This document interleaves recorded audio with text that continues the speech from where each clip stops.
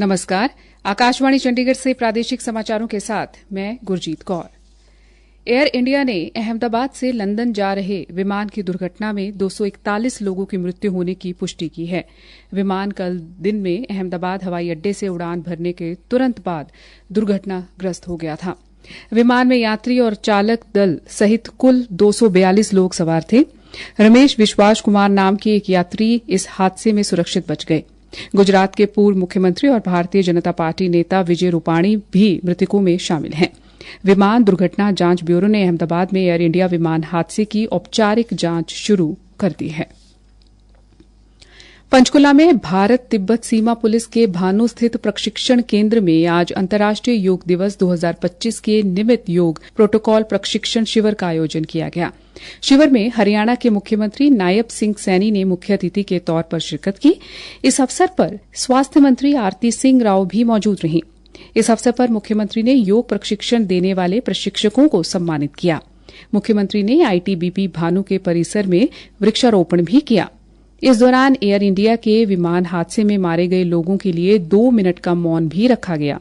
इस अवसर पर अपने संबोधन में मुख्यमंत्री ने कहा, आज योग न केवल भारत में बल्कि पूरे विश्व में लोगों के जीवन का ये हिस्सा बन चुका है। 21 जून को हम सब मिलकर के हरियाणा में एक नया इतिहास वो रचने जा रहे हैं। उस दिन हम 22 जिलों में और 121 खंडों में 11 लाख से ज्यादा हमारे लोग हिस्सा लेंगे। यह भव्य कार्यक्रम राष्ट्र ऋषि श्रद्धे योग साधक एक साथ योगाभ्यास करेंगे। यह कार्यक्रम योग ऋषि स्वामी रामदेव जी के निर्देशन में ये कुरुक्षेत्र में होगा। उस दिन ब्रह्म सरोवर के ऊपर 1 लाख से ज्यादा लोगों के साथ एक नया विश्व रिकॉर्ड बनाने का वो लक्ष्य भी हम रखेंगे।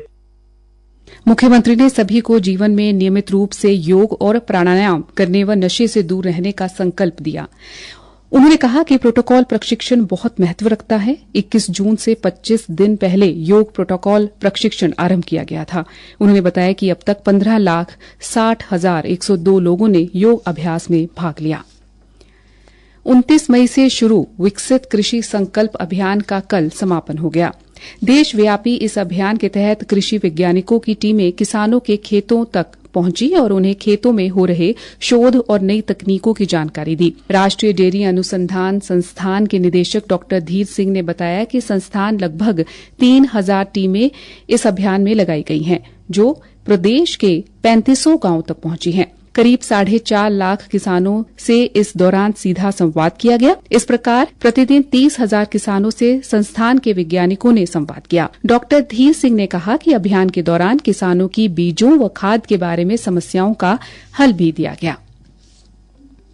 राष्ट्रीय अन्वेषण अभिकरण NIA ने अमृतसर पुलिस चौकी ग्रेनेड हमले के सिलसिले में पंजाब और हरियाणा में आतंकी संगठन बब्बर खालसा इंटरनेशनल से जुड़े विभिन्न स्थलों पर छापे मारे हैं। अन्वेषण अभिकरण ने बताया कि कल पंजाब में अमृतसर, तरन तारण, फिरोजपुर, पठानकोट, कपूरथला और रूपनगर तथा हरियाणा के सिरसा में 15 स्थानों की तलाशी ली गई।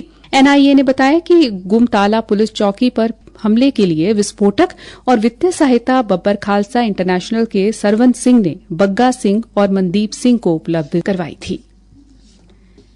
हरियाणा के पुलिस महानिदेशक शत्रुजीत कपूर ने कल साइबर अपराध की रोकथाम के लिए सराहनीय कार्य करने वाले बैंक और पुलिसकर्मियों को सम्मानित किया। पंचकुला में साइबर अपराध पर आयोजित इस कार्यक्रम में पुलिस महानिदेशक ने कहा कि प्रदेश में साइबर अपराध में भारी गिरावट आई है और बैंकों के साथ मिलकर लोगों के करोड़ों रुपए बचाए गए हैं।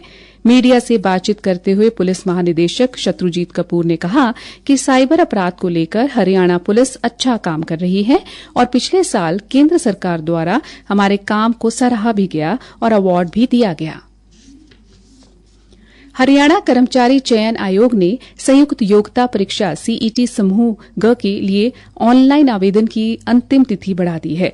आयोग के सदस्य भूपेंद्र चौहान ने बताया कि पहले अंतिम तिथि 12 जून थी, लेकिन अभ्यर्थियों की सुविधा को ध्यान में रखते हुए अब इसे 14 जून रात 11:60 तक बढ़ाया गया है। उन्होंने कहा कि साथ ही आवेदक शुल्क जमा करने की अंतिम तिथि भी अब 16 जून शाम 6 बजे तक बढ़ाई गई है। इसी के साथ ये समाचार बुलेटिन समाप्त हुआ। नमस्कार।